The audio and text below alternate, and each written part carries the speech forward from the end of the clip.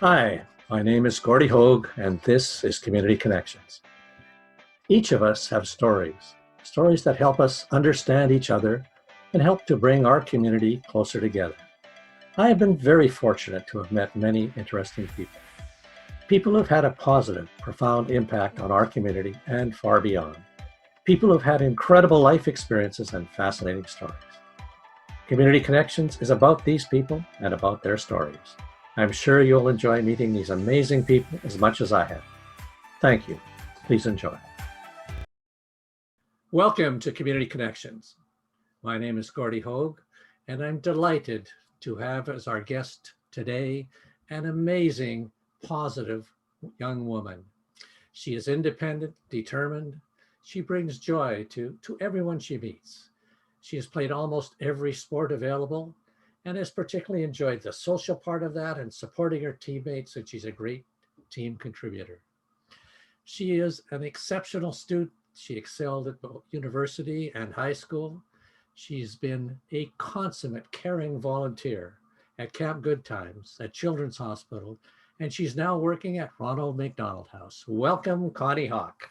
Thank you. Thanks for having me. Oh, it's a delight to have you. Now, can you tell me your early memories about growing up in this community and what that was like growing up with having a father who was an exceptional athlete, a brother who's done that, a mother who's been giving, and I think they've all been pretty positive role models for you. What's that been like? Yeah, for sure. So I was born in South Surrey, White Rock area. So I've been here my whole life. And yeah, super lucky to be born to the parents that I have. So both of them have really had really big connections to the community. So it's always been really important to them to give back. And I think that's why it's such a big part of my life is giving back to the community. So they've been involved in so many different fundraisers and charities, and they still volunteer all the time, less so with COVID, but when they can. And I think that was really influential to why I like to give back to the community. But yeah, definitely they gave me the opportunity to play literally any sport that I asked. Anything that pops into my head, I would try. I think I played ringette for like a week, and I played softball for years, and I danced a spiral dance forever. And yeah, I played rugby for Bayside and for Earl Marriott. And yeah, so I was really exposed to tons of different sports and really anything that I wanted to do. And they supported me with whatever was the flavor of the week that week. So really supportive from them. And then, yeah, my brother as well played sports growing up, and he also lives in South Surrey, White Rock. So we've just been in this community for so long. And my parents have such a big community of friends and people, and all of them were always really into the community, including yourself and your family. And I think that was really influential to me too. I think my first volunteering was probably on one of your campaigns, like going door to door with my mom, asking people, will you support Gord Hogue? So yeah. So tell me about elementary school and growing up. Do you have some memories out of that that reflect who you are today? Sure, yeah. So I went to Jesse Lee Elementary, which I think Jesse Lee was your teacher, if I remember correctly. And so, yeah, that's where I went to elementary school. And yeah, I did, I think, one standout memory from elementary school. I don't know if you remember this, but my, actually, this might have been high school, but my class went over to Victoria, and we were touring the Parliament buildings, and it was definitely high school because it was my civics teacher, and he was kind of so excited to go, and he was excited to show us all his memories. And all of a sudden you walked up and you're like, hey, I'm just going to take Connie for a second, and we're going to go to the back. It's hot dog day. And we went to the back and we got to meet a bunch of people, and it was such a cool experience to get to see sort of the back ends of what goes on there and meet some pretty amazing people from the bigger community of BC going over there. So yeah, that was memory from high school. But elementary school, like I loved growing up here, having yeah, so many friends from the community and playing sports and playing with them. And I just feel like South Surrey White Rock was such a great place to grow up, like next to the ocean and getting to play outside. And yeah, just sort of had a great childhood growing up here. And you started swimming, and you became a lifeguard, and you did some teaching. Can you talk a little bit about how that happened? Yeah, so when I was really young, Ray Howlett actually, he operates Tides Out, which operates the outdoor pools. He told me when I was little, because I was like a fish, I loved water. Um, when you're 16, if you get your lifeguarding courses, like I'll give you a job. And so I guess, I don't know, 14 years later, I got my lifeguarding certificate and I called Ray up and said, hey, does that offer still stand? And so that's how I got my start in lifeguarding with Ray. But those years at the outdoor pools were so fun. I met so many people and just got to teach tons of swimming lessons outdoors. I probably taught, I don't know, 1,000 kids how to swim over that time. So I was there for a really long time. And then when I graduated from university, it was kind of good timing. I was finished my degree in business, and they were just sort of middle to end of developing Grandview Pool, and they needed help operating that. So they asked me if I would help out with that. And so it was good timing. I got to make my transition to the indoor pools and work for the city of Surrey so I worked there for 7 years, and then just recently switched over to Ronald McDonald House. But yeah, so that was a cool opportunity too, and got to lifeguard and then moved up through different positions working for the city of Surrey. Let me take you a little bit back to your grade 12 year in high school, and you and Jessica did some planning. Can you talk a little bit about that and what happened there?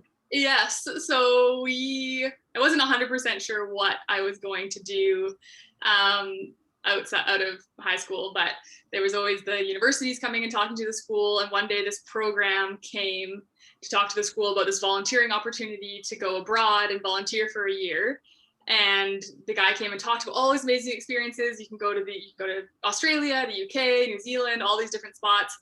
And I came home to my parents and was like, oh, like I know what I want to do next year. I'm going to go to New Zealand. I'm going to go there for a year. And they were like, yeah, okay, sounds cool. And of course, like, I've come home with a million ideas. So they were like, yeah, that sounds great. And then I was researching it. I had to do an interview with this program they would set us up with like a volunteer association over in New Zealand. So I did that, and I was going through all the processes, and all of a sudden it was August, and my parents were like, oh, she's serious. Like I was leaving at the end of that month. And so I was 18 and flew to the other side of the world, and I stayed there for a year, and I volunteered in a boarding school where I kind of did a bit of administrative work, and then I also took care of the girls that lived there. So I was kind of their like house mom, but I was 18, so house friend.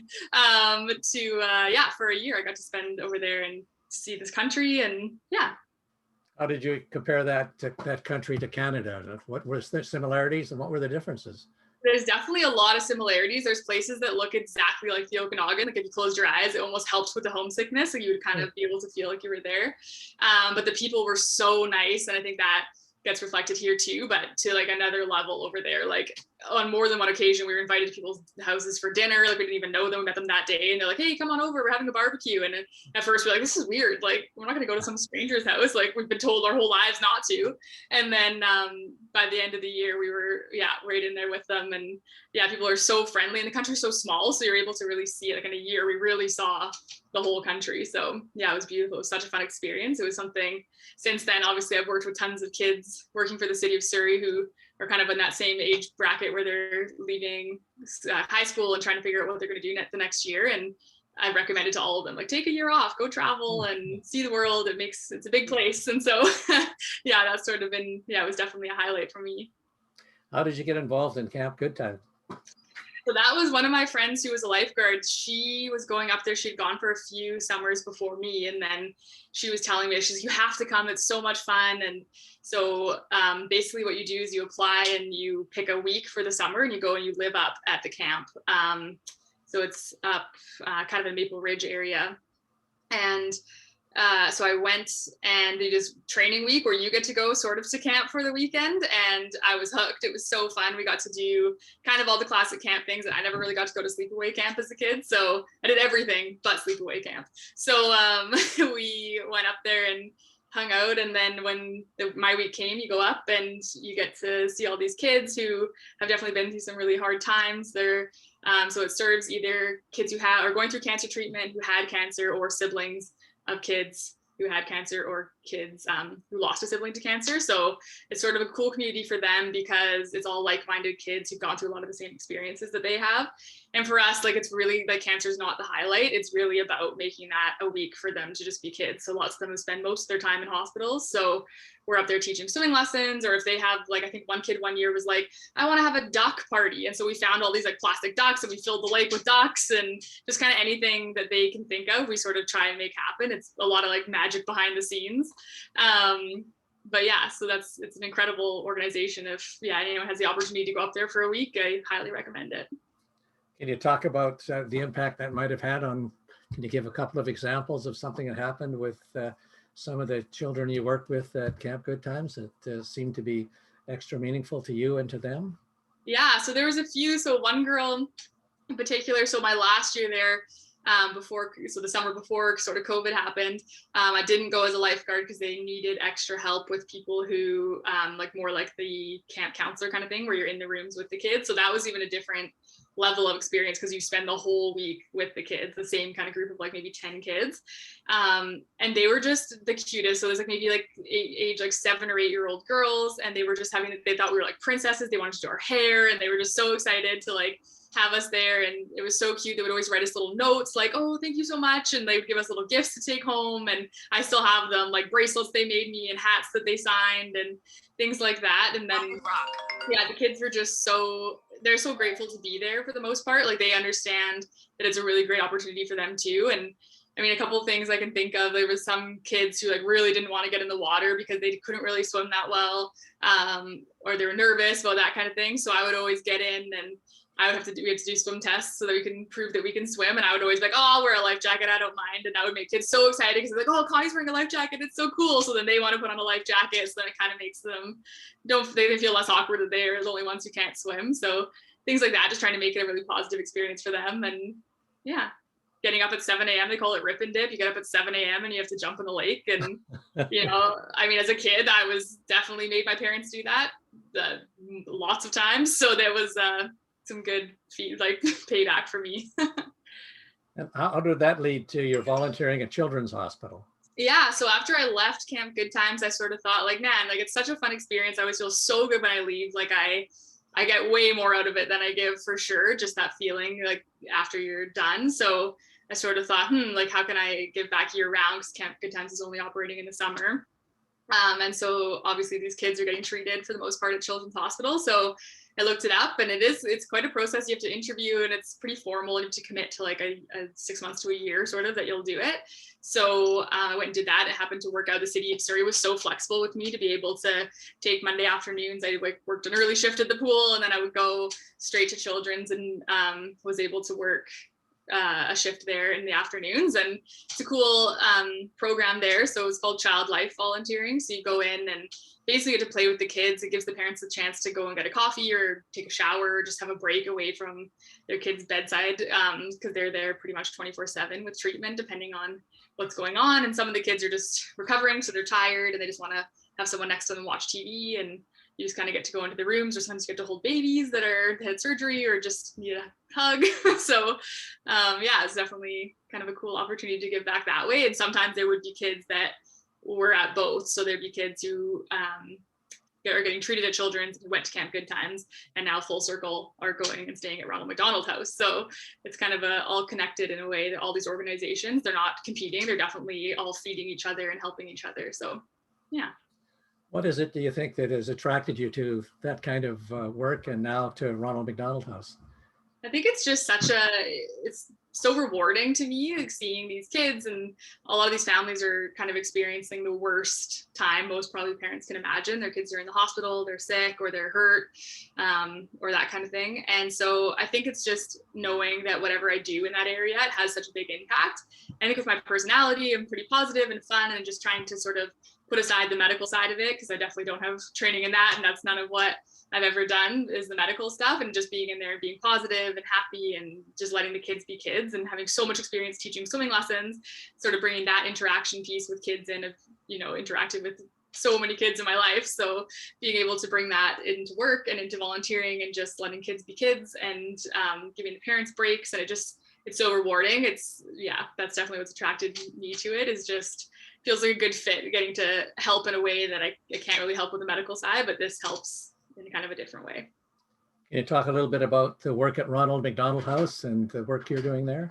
Yeah, so I am the manager of volunteer resources there. So what I do is the house operates partly on staff, but a lot of what we do relies heavily on volunteers. So I coordinate bringing volunteers into the house and organizing sort of what they'll be doing and working with the staff who work there. So there's people who do family services and they support all the family's needs. So if families love to cook, then we organize cooking programs and things like that, and just finding volunteers that fit with those programs and bringing them in. Right now it's a little different with COVID. We have to be really careful. Obviously, a lot of the families that stay at the house are immune compromised and that kind of thing. So we have to be really careful. So we're limiting the amount of volunteers, but kind of preparing for when things reopen up and making connections with organizations who want to volunteer with us, and just sort of, connecting with people and bringing them into the house.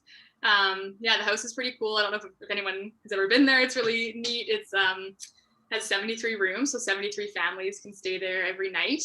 Families stay from like sometimes 3 nights up to over a year. Sometimes they're living in the house depending on what their kids need. And it's kind of an interesting thing for me because it actually doesn't serve the community that we live in. It doesn't serve people who live close to the house. It serves people from all over BC who need care at Children's Hospital. So anyone who lives, the minimum is 50 kilometers away. So there is some people who live in like Maple Ridge or a little bit further out, like Chilliwack, that kind of thing. But for the most part, it's families in like Kelowna and Prince George who need to be flown in or come down and be served there. So it's sort of a different way. It almost makes the community feel really big. Like it's all of BC is one big sort of community that we get to serve. What were the kind of questions they asked you when you got the interview at Ronald McDonald House? What were they looking for? They definitely asked me what experience I had with volunteers, and I was pretty lucky to be able to speak to a lot of the volunteering I had done, because I think that gives a different perspective when you're going in. And I do have lots of experience in the other side of things too, like the HR and the admin and that kind of stuff, which is important. But I think actually being the one who's been in the people's shoes who I'm trying to, are going to work with me, the volunteers, and being able to relate to them and know what kind of makes a good volunteer experience. I've definitely had other volunteer experiences that you go and it's unorganized and no one really knows what you're doing. It doesn't really feel like you're making a big impact. I think that's such an important piece of volunteering is, yes, volunteers are mostly pretty selfless. They're being there not for them, but at the end of the day, you want to make sure they have a positive experience, want to come back and tell their friends and that kind of thing. So just kind of knowing firsthand what that feels like, and being able to bring experiences from Children's Hospital and from Camp Good Times and from all the other volunteering stuff I've done over the years into the house. I think that was something that they were pretty excited about beforehand. And then also just, they asked me a lot about my experience working with volunteers. And I was pretty lucky that working at the City of Surrey, I had a lot of experience. There's so many young kids that come in and they're not sure if they want to be lifeguards or they're doing their courses but want more experience. So I had lots of experience working with volunteers there. They also asked me a lot about just like what community means to me and that type of thing. And just, I think for the most part, their questions were really geared at getting to know the person, which I think is that attracted me to the organization. They're not hiring just to like, that you can check and do a lot of tasks and you can use a computer and that kind of thing, because everyone can do that, or you can teach those skills. It felt to me like they were looking for the right person and the right people in the house.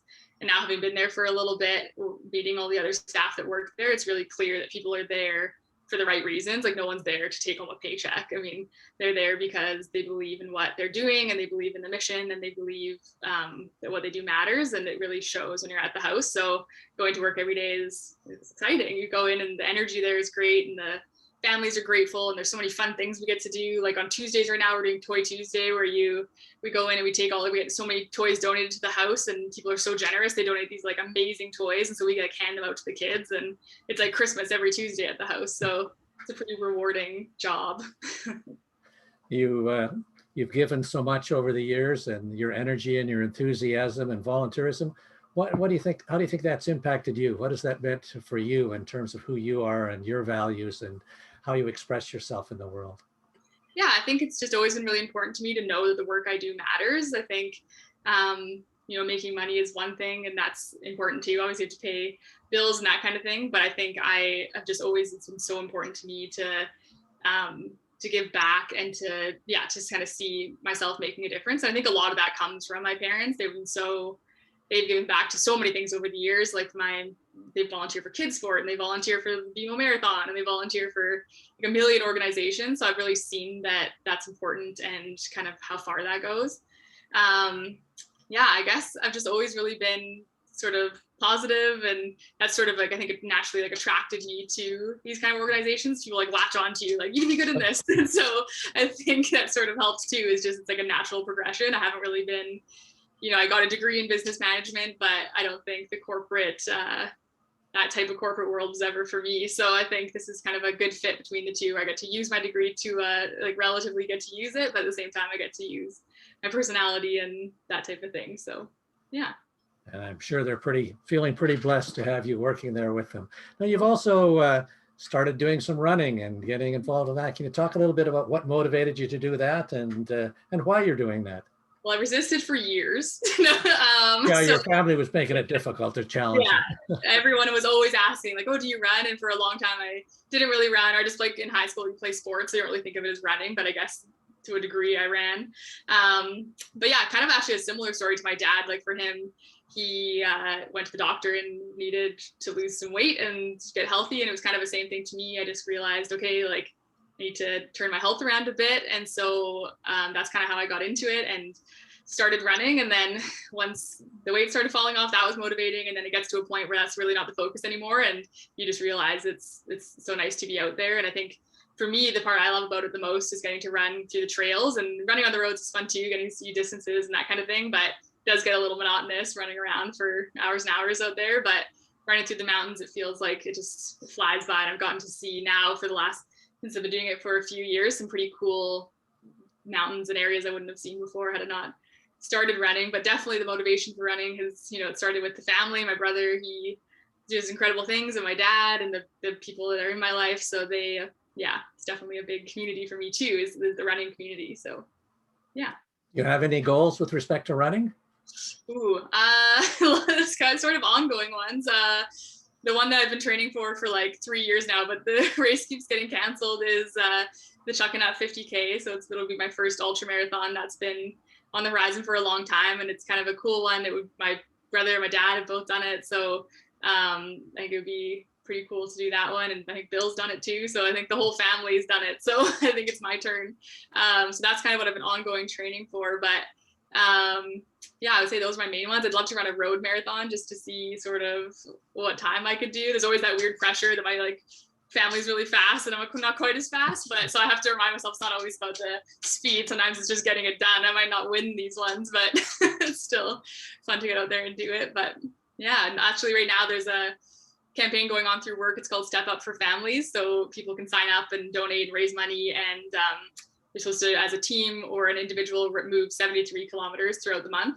So I think it's like day 3. I think I'm like 45 kilometers in. So I think I'll make it, but yeah, that's the goal for this month.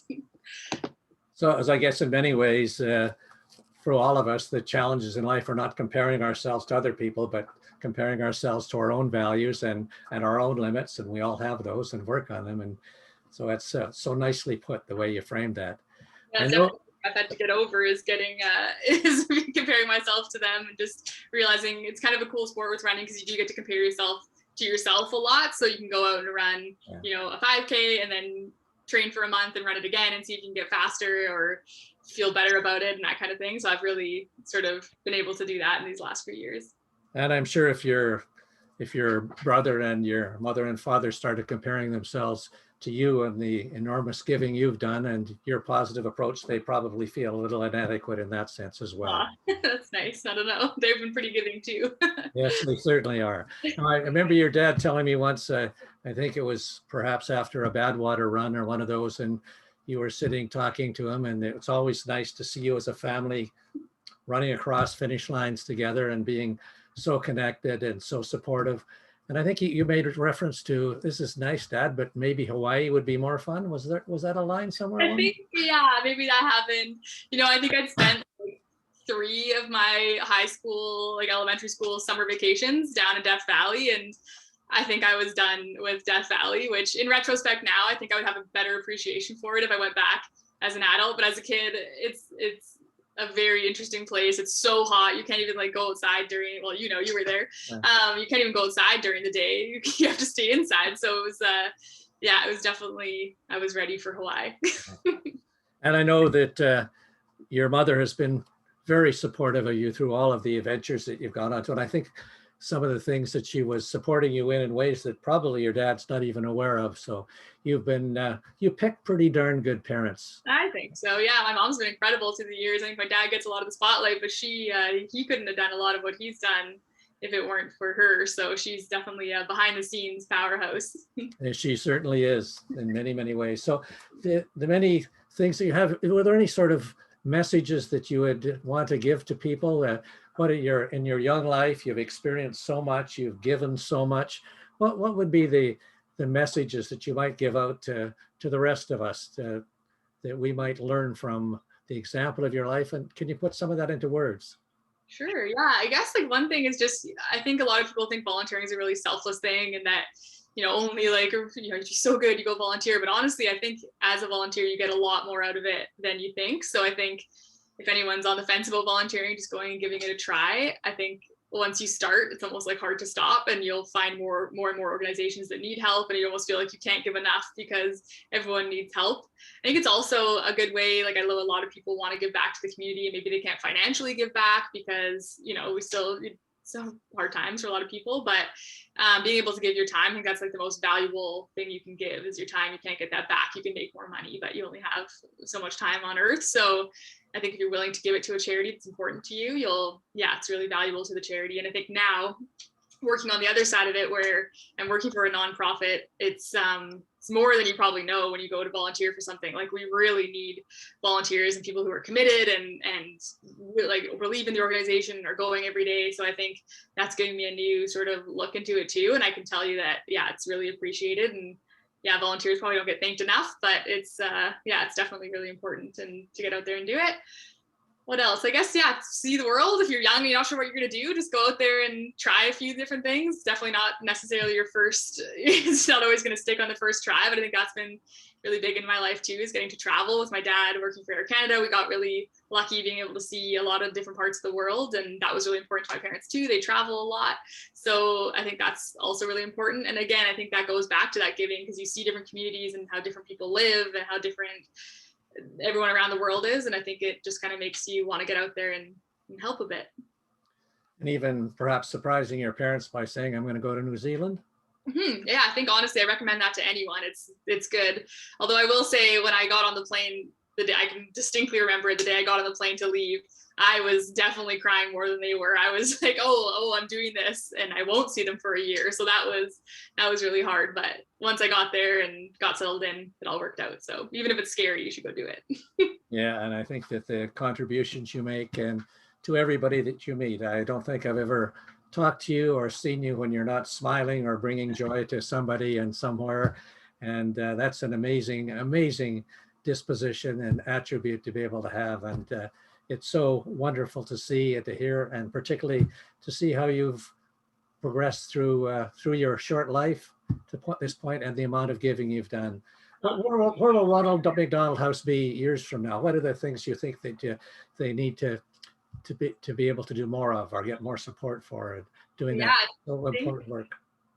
I think the next sort of step, from my understanding, is they're trying to expand. It's so tricky. I mean, they built this house. I think this one opened in 2014, I think, is when the new house was built. And before, I think it was maybe a 13-person house. So already now serving 73 families versus 13, but it's still not enough. Like, we're always full and turning families away. And it's just like, that's not what we're about. So I think trying to expand, I don't know if that means another house or what, but I think another thing, I didn't mention this, but another thing that Ronald McDonald House has is a family room out in Surrey Memorial Hospital. So it's by the NICU, and it serves 4 families that can sleep overnight if their kids are getting care anywhere in the hospital. So I think more of those are on the horizon, looking at different hospitals, maybe in the interior or other places kind of around here. But I think definitely expansion is what is probably going to happen. So what they need is resources to be able to do that, so people to donate money and donate time and